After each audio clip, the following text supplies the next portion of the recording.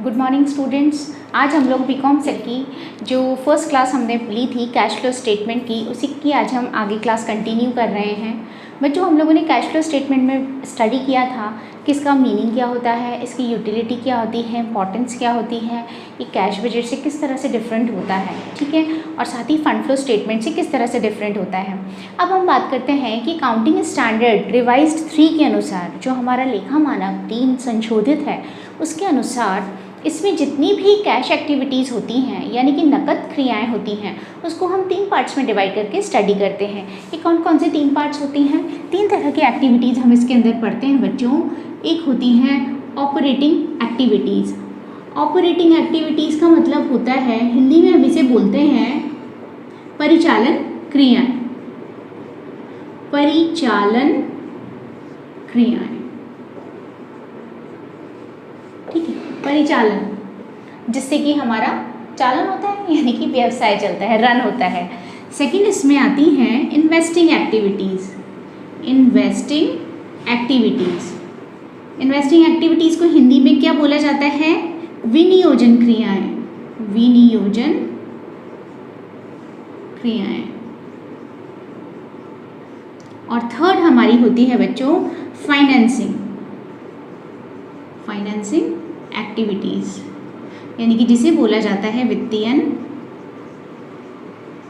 क्रियाएं।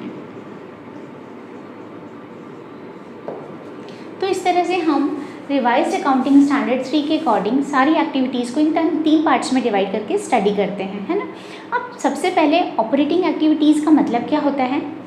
देखिए बच्चों, इसके नाम से ही आपको समझ आता है, परिचालन क्रियाएं।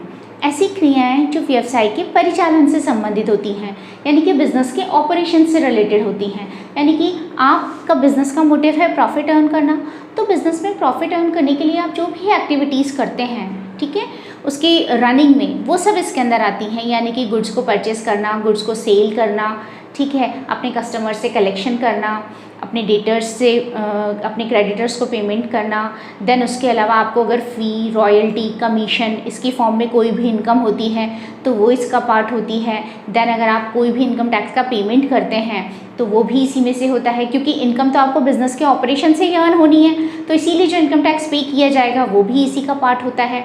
प्लस अगर आपको कोई भी एक्स्ट्रा ऑर्डिनरी आइटम होते हैं, यानी कि एक्स्ट्रा ऑर्डिनरी एक्टिविटीज़ से अगर आपको कोई भी इनकम आती जनरेट होती है, कैश आता है या कैश जाता है, जैसे कि आपका कोर्ट में कोई केस चल रहा है, ठीक है, और अभी आप उसके बारे में अनिश्चित हैं, अब उसका डिसीज़न आ जाता है और उसमें अगर आपको कोई कैश पेमेंट्स करनी पड़ जाती हैं, तो ऐसा रूटीन बिजनेस में तो नहीं होता है, ये तो एक एक्स्ट्रा ऑर्डिनरी सिचुएशन हो गई, है ना। या आपके पास कैश आ जाता है उस केस को जीत जाने की वजह से, तो ये इसका पार्ट हो सकता है, ठीक है। इसी तरह से अगर आपने स्पेकुलेशन में सट्टे में कोई भी कैश जीत लिया है या आप कैश हार गए हैं, कैश आउटफ्लो या कैश इनफ्लो हो गया है, तो ये ऑल्सो ऑपरेटिंग एक्टिविटी का पार्ट होगा, ठीक है। तो इस तरीके से ऑपरेटिंग एक्टिविटी में कई सारी चीज़ें आती हैं। साथ ही आपने बिजनेस के लिए जितने भी ऑपरेटिंग एक्सपेंसेस किए हैं, यानी कि व्यवसाय के परिचालन में जो भी सामान्य खर्चे किए हैं, लेकिन केवल कैश एक्सपेंसेस की मैं बात कर रही हूँ। हमने पढ़ा था कि कैश फ्लो स्टेटमेंट सिर्फ और सिर्फ कैश को कंसिडर करता है, यहाँ पर नॉन कैश आइटम्स को हम नहीं लेते हैं, केवल हमें कैश को लेना है, ओके। तो जितने भी कैश एक्सपेंसेस हैं, ऑपरेटिंग एक्सपेंसेस जो व्यवसाय को चलाने से रिलेटेड हैं, वो सब यहाँ पर आएंगे, उन सब का यहाँ पर एडजस्टमेंट किया जाएगा। तो ये सारी की सारी चीज़ें ऑपरेटिंग एक्टिविटीज़ का हिस्सा होती हैं। इसी के साथ अगर एक इंश्योरेंस कंपनी की हम बात करते हैं, तो एक इंश्योरेंस कंपनी को प्रीमियम की फॉर्म में, क्लेम्स की फॉर्म में वो जो भी पैसा लेती है, कैश लेती है या देती है, वो सब ऑपरेटिंग एक्टिविटीज़ का हिस्सा है, क्योंकि वो इंश्योरेंस कंपनी के बिजनेस के ऑपरेशन से रिलेटेड है। क्लियर। इसी तरीके से अगर आप कोई भी लोन्स और एडवांसेस देते हैं, है ना, तो वो भी इसका हिस्सा हो सकता है, लेकिन किस कंडीशन में? अगर एक हम फाइनेंस कंपनी की बात करें, तो एक फाइनेंस कंपनी के लिए लोन्स एंड एडवांसेस को देना और उनको रिकवरी करना, ये उसका बिजनेस है और इस बिज़नेस के ऑपरेशन में ही वो अपने लोन्स और एडवांसेस को देती है और लेती है, तो फिर उस कंडीशन में वो ऑपरेटिंग एक्टिविटीज़ का हिस्सा होगा।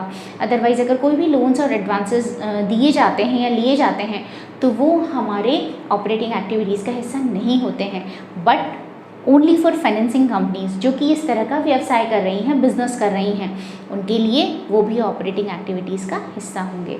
आई होप तो आप लोगों को समझ आया कि ऑपरेटिंग एक्टिविटीज़ में क्या क्या आता है। हम ऑपरेटिंग एक्टिविटीज़ में फिर दो चीज़ें देख सकते हैं कि किससे तो हमारा कैश इनफ्लो हो रहा है और किन से हमारा कैश आउटफ्लो हो रहा है।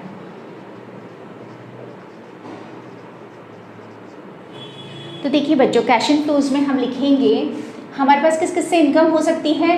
कैश रिसीव्ड फ्रॉम कस्टमर्स, ठीक है। अगर आपको अपने कस्टमर्स से कोई भी कैश रिसीव हो रहा है तो वो इसमें आ सकता है। आपको कोई भी फ़ी, रॉयल्टी,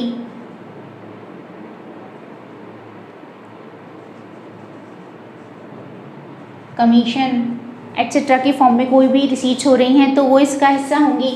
या फिर आप कह सकते हैं रिसीट्स फ्रॉम डेटर्स एट्सेट्रा, ये सब कैश इनफ्लोज होंगे ऑपरेटिंग एक्टिविटीज़ के। और कैश आउटफ्लोज इसका जस्ट उल्टा कर दीजिए। लाइक कैश आउटफ्लोज में क्या क्या होगा, आपने जो भी कैश ऑपरेटिंग एक्सपेंसेस पे किए हैं, है ना, कैश ऑपरेटिंग एक्सपेंसेस आ जाएंगे। फिर आपने अगर इसमें कोई भी कैश पेमेंट्स किए हैं फॉर परचेजेस, किसी भी तरह के परचेजेस करने के लिए आपने कोई भी कैश पेमेंट्स किए हैं, देन उसके अलावा अगर आपने पेमेंट क्रेडिटर्स को किया है तो वो इसका हिस्सा होगा। और इसके अलावा इनकम टैक्स, है ना, मैंने आपको भी बताया इनकम टैक्स भी इसी का पार्ट होगा। तो इस तरह से कई सारी चीज़ें हो सकती हैं जो बिज़नेस के ऑपरेशन से रिलेटेड होती हैं। और जनरली आप जो ट्रेडिंग P&L प्रिपेयर करते हैं वो बिज़नेस के ऑपरेशन से रिलेटेड एक्सपेंसेस ही होते हैं। सिर्फ फ़र्क इतना है कि वहाँ हम एक्रूवल बेसिस पे प्रिपेयर करते हैं तो उसमें कैश के साथ सारे नॉन कैश आइटम्स को भी हम इंक्लूड करते हैं, लेकिन यहाँ हम इन एक्सपेंसेस में केवल कैश ऑपरेटिंग एक्सपेंसेस को इंक्लूड करेंगे, है ना बच्चों। तो इस तरह से ऑपरेटिंग एक्टिविटीज़ होती है। अभी हम इनको डिटेल में और एक फॉर्मेट के फॉर्म में आगे स्टडी करेंगे, ठीक है। तो ऑपरेटिंग एक्टिविटीज़ बेसिकली आपको क्या बताती हैं, ये हमें बताती हैं कि आपने जो भी एक पर्टिकुलर पीरियड में या ईयर में जितने भी कैश आपको जो भी इन्फ्लोज हुए हैं, क्या वो इतने सफिशिएंट हैं, आपके इतने कैश जनरेट हुए हैं कि आप उसे डिविडेंड्स का पेमेंट कर सकें, अपना जो बिज़नेस का ऑपरेशन है, अपने व्यापार का संचालन है उस पर कायम रह सकें, उसे अच्छे से कर सकें, ठीक है। प्रॉपरली आपका जो कैश का रोटेशन है वो मैनेज हो पाएगा, है ना। आप अपने इन्वेस्टर्स को प्रॉपर उनको डिविडेंड्स टाइमली पे कर पाएंगे, ठीक है। और इसी तरीके से कि आपकी लिक्विडिटी मेंटेन रह पाती है, आप अपनी सॉल्वेंसी यानी कि आपकी शोधन क्षमता कि आप अपने ऋणों का भुगतान ठीक टाइम पर कर पाएंगे, अपने जितने भी डेब्ट्स हैं उनका भुगतान, उनका पेमेंट ठीक टाइम पर कर सकते हैं। ये सारी चीज़ें हमें इन ऑपरेटिंग एक्टिविटीज़ के थ्रू ही पता लगती हैं, है ना। ये इन चीज़ों को डिटरमाइन करती हैं कि किस तरह से आप अपने ऑपरेटिंग एक्सपेंसेस को, बिजनेस के ऑपरेशन को, डिविडेंड पेमेंट्स को, अपने इन्वेस्टमेंट्स पर अपने इन्वेस्टर्स को सेटिस्फाई कर पाएंगे और अपने बिजनेस को एक प्रॉपर रोटेशन में रेगुलराइज कर पाएंगे। तो ऑपरेटिंग एक्टिविटीज़ सबसे ज़्यादा इम्पॉर्टेंट रोल प्ले करती हैं क्योंकि यही हमारे रेवेन्यू का सबसे बड़ा स्रोत है, सबसे बड़ा सोर्स है, ठीक है। तो ऑपरेटिंग एक्टिविटीज़ के बेसिस पर ही हम कैश फ्लो स्टेटमेंट को दो तरह से स्टडी करते हैं। ऑपरेटिंग एक्टिविटीज़ डायरेक्ट मेथड से भी कैलकुलेट की जा सकती हैं एंड इनडायरेक्ट मेथड से भी कैलकुलेट की जा सकती हैं और इसी बेसिस पे कैश फ्लो स्टेटमेंट भी दो तरह से बनाया जाता है, एक डायरेक्ट मेथड से और एक इनडायरेक्ट मेथड से, ठीक है। देन उसके बाद देखिए सेकेंड एक्टिविटीज़ हैं इन्वेस्टिंग एक्टिविटीज़ यानी कि विनियोजन क्रियाएं। देखिए इन्वेस्टमेंट का क्या मतलब होता है। इन्वेस्टमेंट आपके पास जो भी पैसा है आप उसको अगर बढ़ाना चाहते हैं, एक तरीका तो बिज़नेस करने का है जिस पे आप प्रॉफिट्स अर्न करते हैं और अपने बिज़नेस को एक्सपेंड करते हैं। दूसरा तरीका क्या है, आपके पास जो भी सरप्लस पैसा है आप उसको अपने अकाउंट में या अपने लॉकर में रखने की जगह अगर उसको मार्केट में इन्वेस्ट करते हैं, यानी उससे दूसरी कंपनी के शेयर्स, डिबेंचर्स और कई तरह की चीज़ें खरीदते हैं, दूसरों को लोन देते हैं लोन की फॉर्म में, तो उस पर क्या होता है, आपको इंटरेस्ट की फॉर्म में इनकम मिलती है, डिविडेंड्स की फॉर्म में इनकम मिलती है और वो भी कहीं ना कहीं आपकी आप कैपिटल को इंक्रीज़ करती है। तो इन्वेस्टिंग एक्टिविटीज़ बेसिकली अगर आप ध्यान दें तो जो बैलेंस शीट का असेट साइड होता है उसको इंडिकेट करती हैं। ये बताती हैं कि आपने एट प्रेजेंट जो भी आपके पास कैश था उससे आपने किन किन चीज़ों में इन्वेस्ट किया है और किस तरह से वो आपकी जो फ्यूचर में इनकम जनरेशन है, आय को उत्पन्न करने की क्षमता है, उसको किस तरह से बढ़ाएगी, उसको इंडिकेट करने का काम इन्वेस्टिंग एक्टिविटीज़ करती हैं। ठीक है। तो इन्वेस्टिंग एक्टिविटीज़ में हम क्या क्या स्टडी करेंगे, बैलेंस शीट के असेट साइड में हम सारी असेट्स को लेते हैं। तो यहाँ पर इन्वेस्टिंग एक्टिविटीज़ में भी फिर हम इसे दो पार्ट्स में डिवाइड कर सकते हैं, कैश इनफ्लोज एंड आउटफ्लोज। देखिए इनफ्लोज का मतलब जिस जिससे हमारे पास पैसा आएगा, किस किस से हमारे पास कैश आ सकते हैं,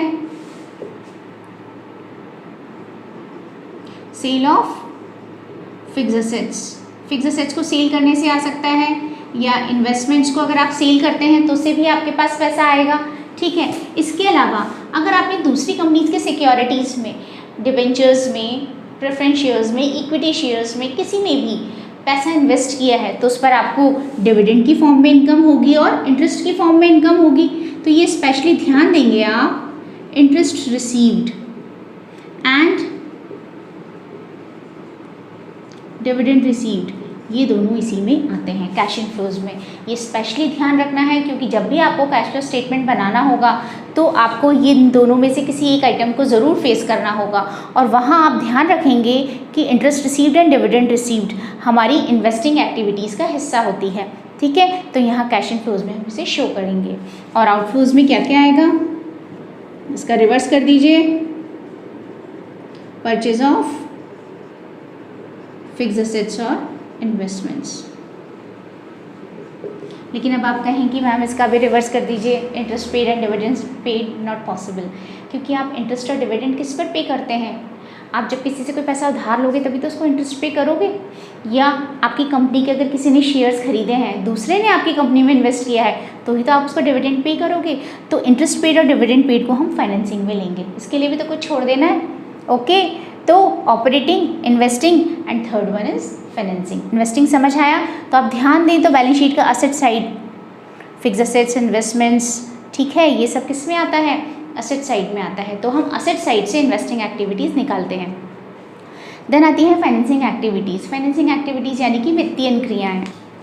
वित्तीय क्रियाएँ हमें ये बताती हैं कि जो भी हमारे इन्वेस्टर्स हैं जिन्होंने हम पे पैसा इन्वेस्ट किया है, या मतलब हमारे डिबेंचर्स खरीदे हैं, या फिर हमारे प्रेफरेंस शेयर्स, इक्विटी शेयर्स, कुछ भी हमारी कंपनी का परचेज़ किया है, तो हम उनको किस तरीके से रीपे कर पाएंगे और कितने टाइम पीरियड में हम उनको रीपे कर पाएंगे, यानी कि हमारी जो उनको टाइमली रिटर्न देने की कैपेसिटी है उसको इंडिकेट करता है। साथ ही ये भी पता कर सकते हैं हम इससे कि हमें फ्यूचर में किस तरह से कितनी किन किन टर्म्स पर हमें क्रेडिट्स मिल सकती हैं और किस लिमिट तक मिल सकती हैं, क्योंकि किसी भी बिज़नेस को एक्सपेंड करने के लिए क्रेडिट्स भी बहुत ज़रूरी हैं, है ना।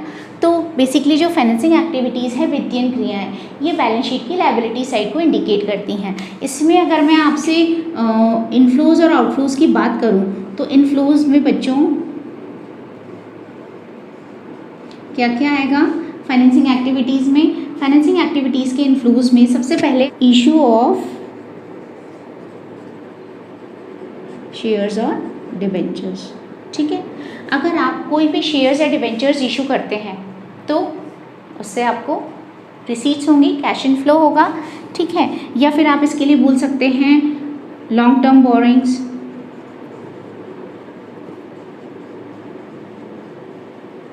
अगर आपने कोई भी लॉन्ग टर्म लोन या लॉन्ग टर्म बोरोइंग्स की है तो वो भी आपकी इनकम का हिस्सा, इनकम का नहीं मतलब कैश का सोर्स हो सकती हैं, है ना।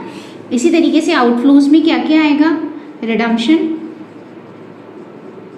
रिडम्पशन पढ़ा है आप लोगों ने, 12th से पढ़ते आ रहे हैं। रिडम्पशन का मतलब शोधन, रीपेमेंट, है ना, वापस पैसा कर देना। तो रिडम्पशन ऑफ प्रेफरेंस शेयर्स और डिबेंचर्स, डिबेंचर्स का या प्रेफरेंस शेयर्स का आप रिडम्पशन करते हैं, या फिर आप रीपेमेंट ऑफ लोन्स कह सकते हैं,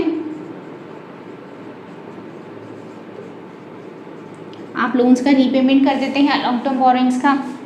इसके अलावा इन दोनों का रिवर्स यानी कि interest paid and dividend paid, बच्चों ये दोनों भी स्पेशली फाइनेंसिंग एक्टिविटीज़ का हिस्सा होंगे। ध्यान रखिएगा, interest received and dividend received को मैंने इन्वेस्टिंग में डाला था और interest paid and dividend paid को हम फाइनेंसिंग में इंक्लूड करेंगे। क्लियर। तो इस तरह से हम रिवाइज्ड AS3 के अकॉर्डिंग अपनी सारी की सारी एक्टिविटीज़ को ऑपरेटिंग, इन्वेस्टिंग एंड फाइनेंसिंग में डिवाइड करते हैं। इनमें ऑपरेटिंग एक्टिविटीज़ अगर आप ध्यान दें तो ऊपर जो ट्रेडिंग और P&L अकाउंट होता है उससे रिलेटेड है ना। वहाँ से बस हमको क्या करना है, केवल कैश बेसिस पर जो चीज़ें थी उनको इंक्लूड कर लेना है। जो भी आप सेल करते हैं, जो भी आप परचेजेस करते हैं, एक्सपेंसेस करते हैं बिजनेस में, डेटर्स से पैसा लेते हैं, क्रेडिटर्स को पैसा देते हैं, वो सब ऑपरेटिंग का हिस्सा है। साथ ही इनकम टैक्स का पेमेंट भी इसका हिस्सा है, ध्यान रखिएगा। Then investing activities balance sheet के असेट साइड से रिलेटेड हैं। आपको याद रखने के लिए सबसे बेस्ट तरीका है, आगे जब हम स्टेटमेंट प्रिपेयर करेंगे तो हमें बहुत ईजी हो जाता है उससे, है ना। असेट साइड में मतलब कि आप कोई भी असेट्स या इन्वेस्टमेंट्स परचेस करते हैं या उनको सेल करते हैं तो वो इन्वेस्टिंग में आएगा। प्लस दो चीज़ें, interest received and dividend received, you have to remember this, आपको ये दोनों चीज़ें स्पेशली याद रखनी है, ये दोनों इन्वेस्टिंग में आएंगी। और फाइनेंसिंग बैलेंस शीट का लायबिलिटी साइड, यानी कि शेयर्स, डिबेंचर्स, आप कोई भी शेयर कैपिटल, डिबेंचर्स कुछ भी इशू करते हैं या उनका रीपेमेंट कर देते हैं, कोई भी लॉन्ग टर्म बोरोइंग्स हैं, वो सब इसका हिस्सा होंगी। Plus interest paid and dividend paid, ये दोनों चीज़ें किस में आएंगी, ये दोनों चीज़ें नीचे फाइनेंसिंग का हिस्सा होंगी। क्लियर बच्चों, कैश फ्लो स्टेटमेंट दो तरह से बनाया जाता है, direct method and indirect method, है ना। हम सबसे पहले डायरेक्ट मेथड की बात कर रहे हैं, cash flow statement for the period ended. Generally cash flow statement जो है फाइनल अकाउंट्स के साथ ही प्रिपेयर किया जाता है, बट किसी भी ऑर्गेनाइजेशन की लिक्विडिटी, उसकी कैश रिक्वायरमेंट्स के अकॉर्डिंग इसे पहले और बाद में प्रिपेयर किया जा सकता है ना। बट जनरली ये पर एनम ही प्रिपेयर किया जाता है, और हम जिस भी मेथड से इसको प्रिपेयर करते हैं हमने उसे यहाँ लिख दिया है। अब देखिए इसमें 3 तरह की एक्टिविटीज़ अभी हमने पढ़ी, cash flows from operating activities. तो देखिए ऑपरेटिंग एक्टिविटीज़ में सबसे पहले आता है cash receipts from customers. Customer से सेल्स, आपने जो भी उनको सेल किया, कैश सेल्स वो आएंगी। आपने फ़ी कमीशन की फॉर्म में कस्टमर से जो भी जिस भी तरह से आपने कैश रिसीव किया वो सब इसमें आता है। फिर हम लिखते हैं cash paid to suppliers and employees. आपने अपने सप्लायर्स को, जिनसे आपने परचेजेस किए, उनको आपने जो भी पेमेंट्स किए वो, प्लस आपने अपने एम्प्लॉयज़ को जो भी खर्चे पे किए, आपने उनको वेजेस का पेमेंट किया, जो भी आपके एक्सपेंसेस हुए हैं, कैश एक्सपेंसेस, ठीक है। प्लस और जितने भी आप ट्रेडिंग P&L में एक्सपेंसेस लिखते हैं उसमें से सारे कैश एक्सपेंसेस इसका हिस्सा होते हैं, है ना। तो हमने उसको लिख दिया cash paid to suppliers and employees. बच्चों रिसीट्स को तो हम यहाँ डायरेक्टली लिखते हैं और पेमेंट्स को हम यहाँ ब्रैकेट में शो करते हैं। ब्रैकेट में लिखने का मतलब है कि ये चीज़ यहाँ से माइनस होगी, कैश आउटफ्लो को इंडिकेट करती है ये, और कैश इनफ्लोज है तो उसे डायरेक्टली लिखा जाता है, यहाँ प्लस माइनस नहीं किया जाता, ओके, इस स्टेटमेंट में। देन उसके बाद जो आता है उसे हम बोलते हैं कैश फ्रॉम ऑपरेशंस। हमारा अगर पॉजिटिव है तो हम डायरेक्टली लिख देंगे और नेगेटिव है तो ब्रैकेट में लिख देंगे। देन इसके बाद अगर आपने कोई भी इनकम टैक्स पे किया है तो आप उसे माइनस कर देंगे, या अगर आपको इनकम टैक्स रिफंड हुआ है तो वो ऐड हो जाएगा, है ना।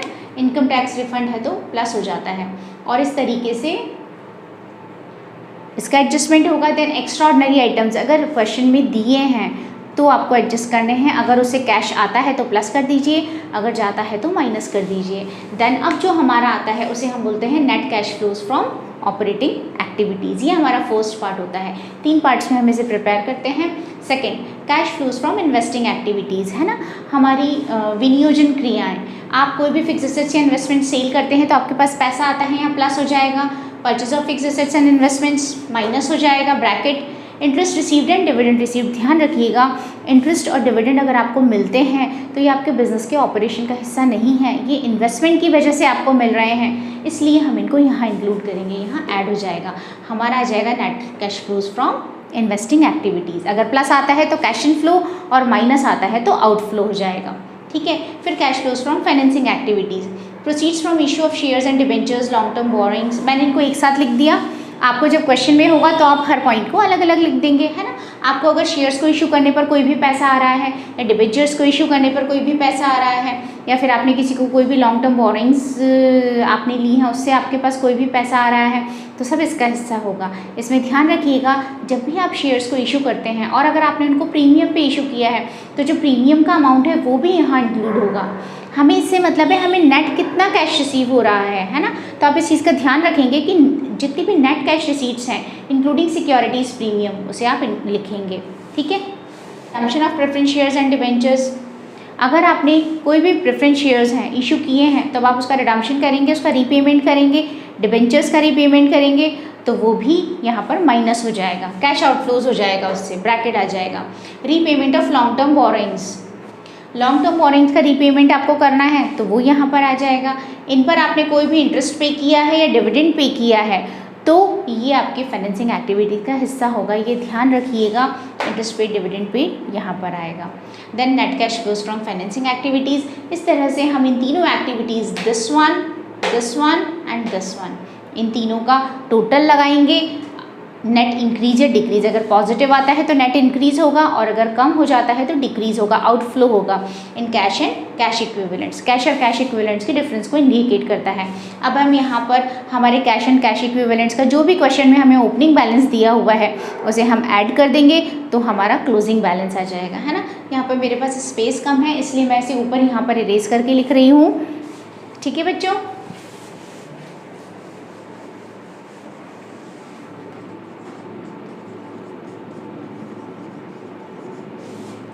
Cash and cash equivalents at the beginning of the period. और अब इन दोनों का जो फाइनल टोटल आएगा उसे हम लिख देंगे कैश एंड कैश इक्विवेलेंट्स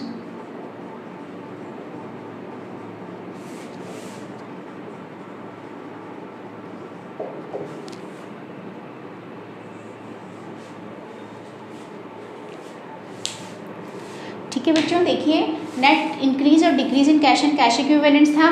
फिर हमें क्वेश्चन में दिया होगा कैश एंड कैश इक्विवेलेंट्स हम बात कर चुके हैं। इसमें क्या क्या आता है, कैश में हमारा क्या था, कैश इन हैंड, और जो बैंक में कैश होता है जिसे हम बोलते हैं डिमांड डिपॉजिट्स, है ना, डिमांड डिपॉजिट्स एट बैंक, ये यहाँ पर हमारा कैश में आता है। और कैश इक्विवेलेंट्स में क्या था हमारा, short term investments, marketable securities, ठीक है, जिन पर की रिस्क फैक्टर का कोई असर नहीं होता मार्केट के और जिनकी रेट्स फ्लक्चुएट नहीं होती हैं।